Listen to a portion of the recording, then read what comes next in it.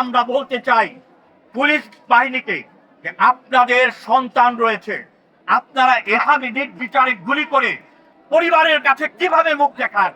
ঘাতক হিসেবে মুখ দেখাতে আপনাদের লজ্জা হয় না? সময় আছে এই স্বৈর বাহিনীর বিরুদ্ধে নল ঘুরিয়ে আপনারা তাদের দিকে তাক করুন। এই সরকার আনাই পানাই করে অহিংস আন্দোলনকে সহিংস করে মানুষকে নির্বিচারে হত্যা করেছে। সারা দেশে যে পরিস্থিতি তৈরি হয়েছে, আজকে সারা দেশকে একটি কারাগারে পরিণত করেছে এই সরকার, এবং এইটি একটি রণক্ষেত্রে পরিণত করেছে এবং একটি মৃত্যু পুরীতে পরিণত করেছে। শত শত নিরীহ শিক্ষার্থীদের, জনতাকে নির্বিচারে গুলি করেছে, পাখির মতো হত্যা করেছে। এই হাসিনা সরকারের পেটোয়া বাহিনী, ছাত্রলীগ, যুবলীগ এবং এই সরকারের বিভিন্ন বাহিনী, পুলিশ, বিডিআর, র্যাব, তারা নির্বিচারে এই ছেলেদের, আমাদের সন্তানদের হত্যা করেছে। আজকে এই হত্যাযজ্ঞের, গণহত্যার বিরুদ্ধে সারা দেশ শুধু নয়, সারা বিশ্ব আজকে প্রতিবাদ মুখর। আমরা এই হত্যাকাণ্ডের বিরুদ্ধে এই বাংলাদেশের যত অভিভাবক রয়েছে, শিক্ষক রয়েছে, নাগরিক সমাজ রয়েছে, সকলেই আমরা এই হত্যাকাণ্ডের, গণহত্যার আমরা প্রতিবাদ জানাই, এই সরকারকে আমরা ধিক্কার জানাই। কিন্তু আমরা যে বিষয়টি লক্ষ্য করছি সেটি হচ্ছে এই সরকার আনাই পানাই করে একটি অহিংস আন্দোলনকে সহিংস করে মানুষকে নির্বিচারে হত্যা করেছে। মানুষের গণদাবিকে দমাতে গিয়ে, ক্ষমতা রাখার জন্য সে তার পুলিশ ব্যবহার করেছে, বিডিআর ব্যবহার করেছে, র্যাব দিয়ে মানুষকে হত্যা করিয়েছে, হেলিকপ্টার দিয়ে গুলি করেছে। আমাদের স্বাধীন দেশে আগে এবং পূর্বে কখনো এমনি হত্যাযজ্ঞ সংগঠিত হয় নাই।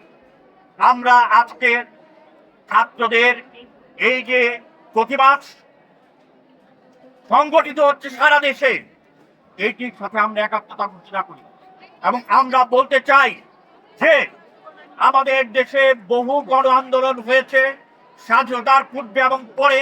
এই গণ আন্দোলন সফলতার মুখ দেখেছে ছাত্র নেতৃত্বের কারণে। 69 গণ অভ্যুত্থান বলি, আমরা পরবর্তীতে 90 বলি, সমস্ত গণ আন্দোলনে ছাত্ররা নেতৃত্ব দিয়েছে। আজকে শেখ হাসিনার তুচ্ছ তাচ্ছিল্য করে এই আন্দোলনকে সহিংস আন্দোলনের রূপ দিয়েছে।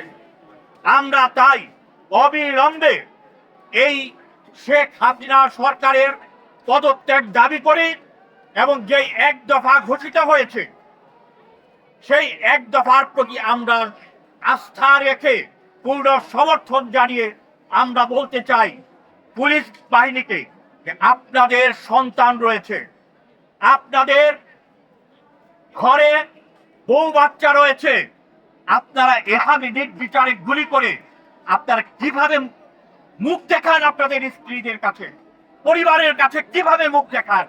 ঘাতক হিসেবে মুখ দেখাতে আপনাদের লজ্জা হয় না? যাদেরকে আপনারা গুলি করেছেন, গুলি করছেন, তারা কারা?